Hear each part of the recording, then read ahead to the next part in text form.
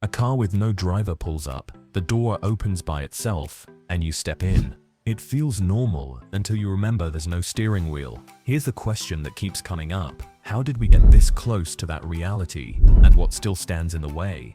The story starts long before anyone said the word robotaxi. In 2014, Tesla rolled out Autopilot, a lane-keeping and adaptive cruise system built with a partner called Mobileye. It was the first big step, but it wasn't magic. The system kept the car centered and followed traffic, and it was clearly labeled as driver assist, not self-driving. Still, the idea caught fire. People began to imagine a future where the car would do more than just keep the lane. Tesla did too.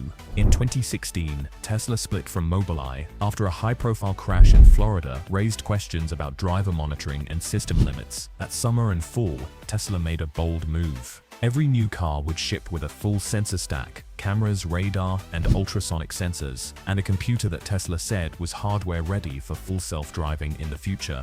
They even began selling a full self-driving package. The promise was simple and huge. Buy the car now, get software updates later, and one day your Tesla might drive you across town by itself. But it gets crazier. The plan was not just to drive you. The plan was for your car to go make you money while you slept. In April 2019, Tesla held an Autonomy Day. They brought engineers on stage and showed circuit boards, data pipelines, and simulation clips. Elon Musk said something that rattled the industry. He said Tesla would have 1 million robotaxis on the road in 2020. He said the cost per mile could drop to well under $1, and the business could beat Uber. Under the hood, Tesla revealed the FSD computer, often called HW3, with 2 chips running hundreds of trillions of operations per second, designed in-house. They said cameras would be the eyes, and neural networks would be the brain. The message was clear: software would be the limit, not hardware. But there was a problem hiding in plain sight. Driving in the real world is messy. People jaywalk, cyclists weave, trucks block lane markings. Police wave you through a red light with a hand. Each of those things seems obvious to a human. They are not obvious to code. And Tesla's original stack used a lot of code. It tried to detect objects, guess their movement, and then plan a path with handwritten rules. Every if this then that worked until it didn't. The edge cases, those 1 in a million moments, were everywhere. Tesla went back to the drawing board in 2020 and began what they called the FSD rewrite. They built an occupancy network, which is just a simple way to say the car builds a 3D picture of space around it from camera video. Instead of trusting that a lane line is always there, the car now estimates free space and obstacles in a continuous way, frame after frame. In 2021, Tesla did another surprising thing. They removed the radar.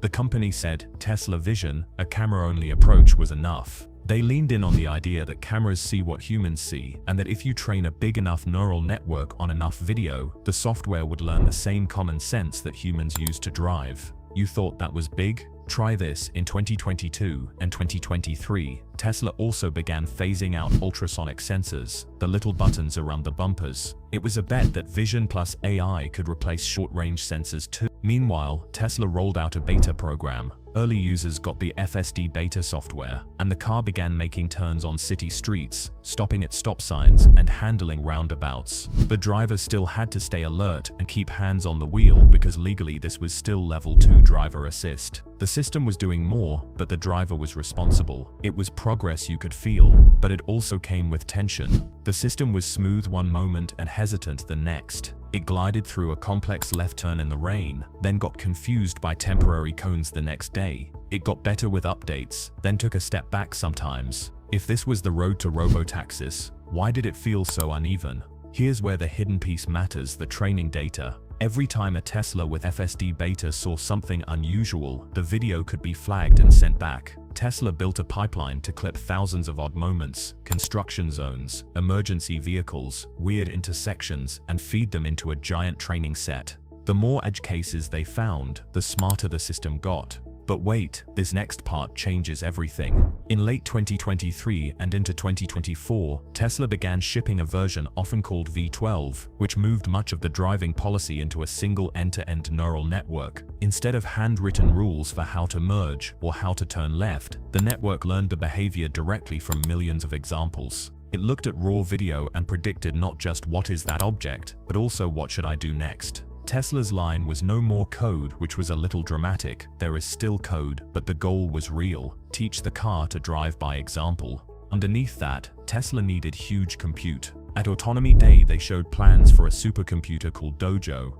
Later, they laid out a chip called D1 and a network of tiles designed to deliver massive training power for video. The numbers got big fast. One exapod, they said, would target over an exaflop of AI compute using reduced precision math built for neural networks. In plain English, it meant a lot of horsepower to chew through video clips and learn patterns. Tesla said they were training on millions of clips that captured the chaos of real roads. The idea was simple. We learn to drive by seeing many examples. So would the car. But deep in the background, regulators were watching.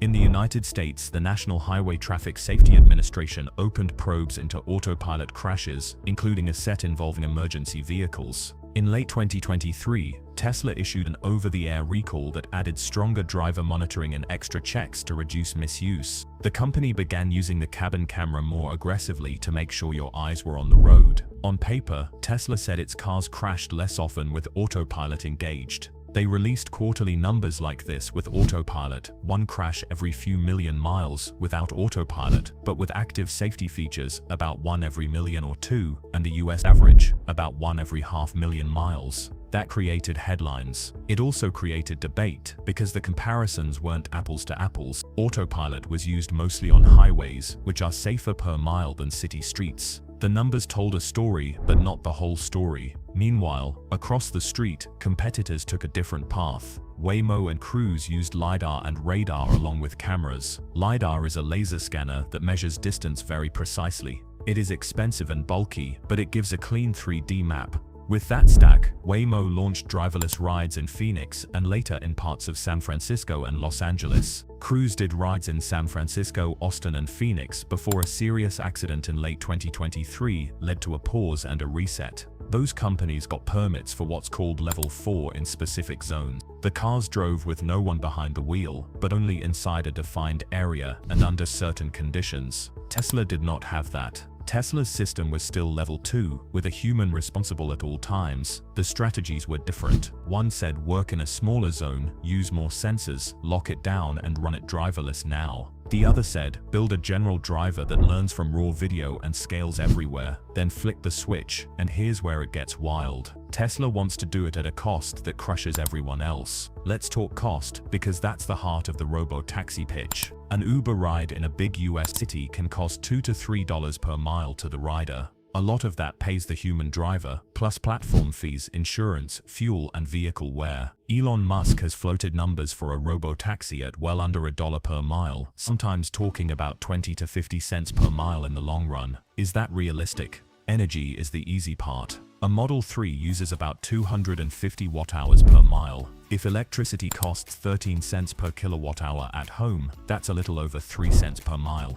At a fast charger, the rate can be 2 to 4 times that, say 8 to 12 cents per mile for energy. That's already cheaper than gas. For context, a Toyota Corolla at 33 miles per gallon and gas at $3.50 per gallon burns roughly 10 or 11 cents per mile in fuel. So energy alone looks great for EVs. But energy is not the whole bill. Tires add up fast on heavy, torquey EVs. Suppose a set costs $800 and lasts 30,000 miles. That's about 2.7 cents per mile. Brakes last longer on EVs thanks to regen, but you still have suspension, wipers, filters, and fluids. Call routine maintenance a couple of cents per mile over the long run. Insurance matters a lot, and it's higher for commercial use. If a robotaxi pays 10 to 15 cents per mile for insurance, that swings the total. Then depreciation is big. If a car costs $40,000 and you run it 300,000 miles and sell it for $5,000 at the end, that's about 11 to 12 cents per mile.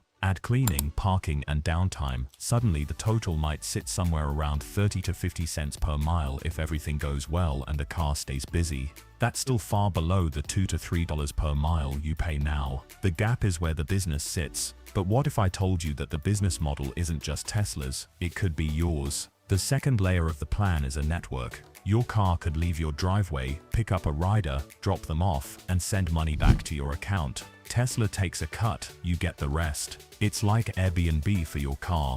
The pitch says you could earn thousands of dollars per month. That sounds big, but here's the catch. Utilization is king. A taxi makes money when it's moving with a paying passenger. If your car sits idle most of the day, it earns nothing. If it spends hours driving to faraway pickups, it burns time and energy. Cities with high demand help. Parking laws, cleaning and vandalism risk matter. And cleaning may sound small until you think about a car that needs to be spotless at 2 a.m. with nobody there. Some autonomous fleets use remote assistance to handle stuck situations or call a cleaner. Tesla says the car should solve it, but even the best system will face gum wrappers and spilled coffee. Let me tell you this, the hardware inside the car has been moving fast too. Tesla's HW3 computer was built to handle the original FSD load. In 2023 and 2024, new cars began shipping with what people call HW4. The camera resolution went up. The fields of view changed. The compute budget climbed even higher. More pixels mean more detail for the network to learn from. At the same time, Tesla reduced the sensor list. No Lidar, no ultrasonics in many new cars. Radar largely removed, at least for now, even though some newer hardware appears to support a high-resolution radar if Tesla decides to use it. The core bet remains cameras plus neural nets can do it. Now performance and efficiency. Take the Model 3, the workhorse for a lot of ride-hail drivers today. The EPA rates it at around 120 to 130 MPGe depending on the version. That's miles per gallon equivalent, a way to compare energy use of EVs to gas cars. It's like saying if this EV used gasoline, how many miles per gallon would it get? A number over 100 means you're using energy very efficiently. On the road that often means 3 to 4 miles per kilowatt hour. In a city loop, that can be even better. To put that in perspective, a Camry hybrid might get 45 to 50 miles per gallon. A Model 3's energy cost per mile is still usually lower, especially if you charge at home overnight. As for reliability, there's a split. Electric drivetrains tend to be durable. Fewer moving parts, no oil changes. There are Teslas used as taxis that have run 200 to 400,000 miles with original motors and only normal battery degradation, often around 10% loss by 200,000 miles. On the other hand, customers report issues with trim screens and sensors at higher rates than some legacy brands. Consumer groups have flagged build quality and software bugs. For a robotaxi, the important question is not the door panel, it's uptime. If the car needs to be pulled from service often, the per-mile cost rises. The legal story moves in fits and starts. In the US, there is no single national rule that says you can run driverless everywhere. States control most of it. California, Texas, Arizona, Nevada, all have programs and permits, and they are not the same. Europe is stricter. Some countries have approved limited driverless pilots, but the red tape is heavy. Asia is mixed, with China moving fast in some cities and slower in others. Tesla's approach makes this harder in one way and easier in another. It's harder because regulators prefer systems that stay inside a defined map and can be audited. It's easier because Tesla's cars are already on the road, gathering miles and showing improvements. When something goes wrong, it hits headlines. When it goes right, it feels normal. That's both the promise and the risk. So if this is the path, where does the actual driverless ride show up? Elon Musk has set dates before. In 2019, he said 1 million robotaxis by 2020. That didn't happen. Over the next few years, he floated reveal dates for a purpose-built robotaxi vehicle, sometimes called the Cybercab. The idea is a car with no steering wheel and no pedals, shaped for city rides, with easy clean seats and a simple interior. The claim is that a clean sheet design could be lighter, cheaper, and more efficient than modifying a regular sedan. The reveal dates moved around, but the message stayed the same. The vision did not change. Driverless rides at a cost so low that owning a second car would make no sense. And then there's a quiet, odd link to another project. Optimus, Tesla's humanoid robot. It sounds like a side quest, but think about it. If the robot gets good enough to walk, carry, and manipulate, it could clean cars, plug in chargers, and handle small tasks around a fleet depot. That's far away for now, but it shows how Tesla imagines the ecosystem. No driver, no cleaner, no attendant. The car drives, the robot helps, and software coordinates both. Let's come back to safety because that's the make or break. People will accept new tech if it is safer than what they have now. There's a reason airplanes run on checklists and redundancy. The target for a robotaxi is clear: be safer than a human, not by a little but by a lot. How much safer is enough?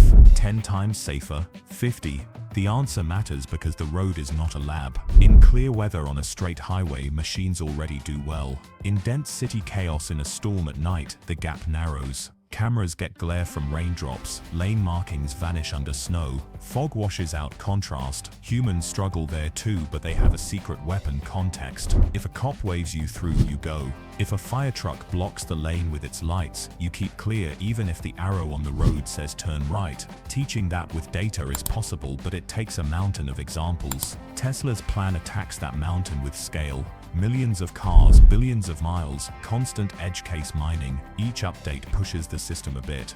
In 2024, V12 showed promise. It felt more human in the way it handled mergers and rolling traffic. It took smoother gaps and made fewer last-second corrections. Some users said it felt uncanny. Others said it was still too cautious or too bold in weird places. The truth is that both can be true on different days. That's what makes this hard. If it must be hands-off everywhere, it needs to handle a downtown festival with pop-up barriers and a rural road with a backhoe in the lane. That last 1% is a long tail. Now the economics again, but from another angle. A human driver's time is the biggest cost in ride-hailing. Remove it and the price to the rider can fall. But a new cost appears: the cost of getting permission, maps, safety drivers during testing, insurance and compliance. These all cost money. Companies like Waymo spend years to get approval in one city. It pays off when the service launches, but each expansion is a project. Tesla wants to skip that by training a general driver that works everywhere, then pushing software to cars already owned by customers. That would be like updating your phone and suddenly having a new service in your pocket. If it works, the scale is unmatched. If it doesn't, it hits a wall at the exact place where the rules are strictest. And here's the curveball. The car has to not only drive, it has to do pickups and drop-offs well. Any ride-hail driver will tell you that half the job is finding the rider, stopping safely, and dealing with chaos at the curb. The perfect robotaxi not only merges like a pro, it also finds the right side of the street, avoids the bus stop, pulls in, waits, and leaves without blocking anyone. It has to read subtle human cues. Does the person with the suitcase need more time? Did the person step back to cancel? The best AV demos in 2023 and 2024 began to show this polish. Waymo's cars did clean curb work in Phoenix. Tesla's FSD got better at stopping near destinations without doing awkward loops. These small moves separate tech demo from actually useful. Let's ground it with some numbers a fleet manager would care about. Duty cycle is the share of time a car is earning. If a robotaxi runs 12 hours a day with riders and spends 2 hours charging and 1 hour getting cleaned, its duty cycle is high. It might clock 200 to 300 miles per day. At 300 days a year, that's 60 to 90,000 miles per year. Over 5 years, that's 300,000 to 450,000 miles. A battery that keeps most of its range after that is key. A Model 3 driven hard as a taxi can often hold near 90% capacity at 150,000 to 200,000 miles, then slowly drop. Pack chemistry matters. LFP packs in some Model 3 trims can handle more daily charging and higher cycle counts. That makes them attractive for fleets. Tires might need to be rotated and replaced often, so the car's ability to adjust torque to reduce wear helps too. Price matters for riders, but so does time. If a robotaxi can arrive in 3 minutes in a busy area, people will use it. If it takes 15 minutes, they won't. That means you need density, many cars near many people. In a city, that's doable. In suburbs, it's harder. In rural areas, it's nearly impossible to do cheaply. Robotaxis will likely start where demand is thick and simple. Airport runs, downtown cores, stadium events. Those are the places where the cost per mile can be lowest and the cars can stay busy. The long tail of low-demand areas might come last. Now the trust problem. People need to feel safe. They need to know who is responsible in a crash. With a human driver, it's simple. With a robot, it gets murky. Is it the owner of the car? The maker of the software? The company running the network? In many places, that's not fully decided. Some countries are writing rules to assign liability to the operator at the time of the ride, which could be the network provider. Others want the car's driver, which in a driverless ride is the automated system. Until this is clear, large-scale rollout is tricky. Insurance companies also want clear rules. Rates go down when risk is predictable and claims are clean. There's also messaging. For years, Tesla sold full self-driving as a package name while the system was still driver assist. That created confusion. Some people thought it meant the car could drive itself now. Tesla added warnings, tooltips and stricter monitoring, but the name stayed. Regulators raised eyebrows. The gap between name and reality made headlines when things went wrong. Fixing that gap may be as important as improving the code. On the other hand, you can't ignore what has changed. Go back to 2016 and try to drive across a city with only lane keeping and cruise control. It's not happening. In 2024, thousands of Teslas did that daily with supervision. The car stopped at lights, took turns, merged off freeways and handled roundabouts. That's a huge leap in 8 years. Multiply that by the scale of Tesla's fleet, and the training machine has a fire hose of data. That is Tesla's edge. No one else has millions of consumer cars feeding a vision-only neural net that learns from daily chaos in so many different places. But wait, this next part changes everything if it lands. A purpose-built robotaxi with no steering wheel rewrites the interior. No wheel means the front can be more open. The seat layout can change. It can be easier to clean with materials that don't trap dirt and chargers placed where phones actually live. Cameras inside can detect trash or spills and dispatch a cleaner. The door status can warn the next rider if the cabin needs service. Parking can be easier if the car can slide into tight spots and self-park without mirrors. All those small tweaks shave time and cost, and in a fleet small things add up. Of course, there's the human side. Millions of people drive for Uber, Lyft, Ola and taxis. They fill a need and earn a living. If robo-taxis take off, those jobs will feel pressure. The counter-argument is that the world has always shifted when new tools arrived. ATMs changed bank teller jobs. Elevators went from human operators to automatic. New jobs emerged around those systems: repair, oversight, support. The same could happen here with maintenance crews, fleet operators, remote support staff and more. But the transition will be bumpy. Cities will have to decide how fast to move and how to protect people during the shift. If you zoom out, a pattern appears. Phase 1 was driver assist, keep the lane, match speed. Phase 2 is supervised autonomy. The car drives more, the human watches. Phase 3 is limited driverless in defined zones. That's where Waymo is. Phase 4 is broad driverless, any city, most weather, most roads. That's the dream. Tesla is trying to leap from Phase 2 to Phase 4 by building a universal driver. It may pass through Phase 3 in some places, but the aim is clear. That is the tension in the story. You can play it safe, win a city, then another. Or you can try to win everywhere at once by being a generalist. One path is slow but certain. The other is fast but uncertain. So where does this leave the person standing on the sidewalk, wondering if the car that pulls up next time will have a driver? As of now, the pieces are on the table. The neural nets are less rule-based and more learned.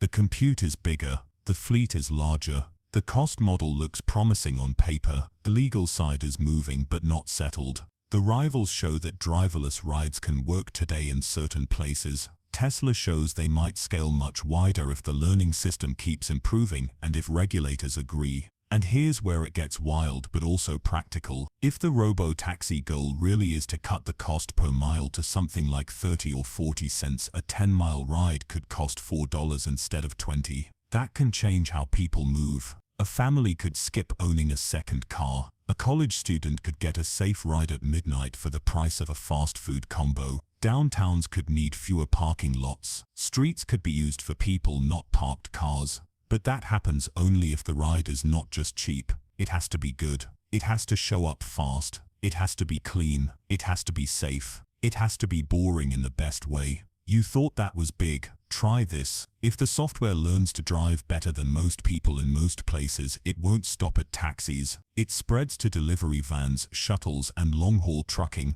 The same core tech, tuned for different use cases, can ripple through the entire transport stack. Energy use falls, emissions drop, travel patterns change, cities rezone land, real estate shifts, commutes change. The effects stack up. But there's one last knot to untangle. The last 10% of driving complexity takes 90% of the effort. It's where cones appear in weird places, where a kid runs after a ball, where a fallen truck drops debris across 2 lanes just past a blind curve. For a robotaxi to be trusted, it must do the right thing there, not just once but every time. Humans don't do that every time either, which is why we have so many crashes. The test is whether the robotaxi does better on average by a lot. That is the finish line. Not a slick demo, not a press event, quiet boring safety, mile after mile after mile. So the next time a sleek EV glides by and you can't see a driver's hands on the wheel, remember what it took to get there. A split with a supplier in 2016, a promise of 1 million robotaxis in 2019, a rewrite of the whole stack in 2020, a switch to pure vision, a beta that learned to turn left like a human, a giant training machine chewing through video, a new computer in the car with more pixels and more compute, regulators knocking, rivals launching in small zones with different sensors, and always the same question hanging in the air. When does almost become enough? If the answer arrives soon, the change will look sudden from the outside. One day you'll tap an app and a car with no wheel will glide up. You'll get in, sit back, and realize you are part of a system that has been learning for a decade. And if it takes longer, the path will still reshape the market. Cars that drive themselves a little more each month. Rides that get cheaper. Fewer crashes caused by tired or distracted people. It won't be a light switch. It'll be a dimmer sliding up. But what if I told you the real twist is not the car? It's what we do with the time we get back. If a ride is cheaper, safer, and always on, we change our habits. We choose dinner a little farther away. We send our kids to activities without begging a ride. We read on the way home. That is the quiet revolution hiding under the tech. Software turns into minutes. Minutes turn into choices. Choices turn into a different kind of city. And that brings us back to the curb, where we started. The door opens. There's no driver. You step in. You don't think about exaFLOPS or occupancy networks or insurance clauses. You think about getting where you're going. If the robotaxi gets you there cheaply and safely, the world changes. If it can't, it doesn't. That's the line the story has been marching toward for years. The next chapter decides which side we land on.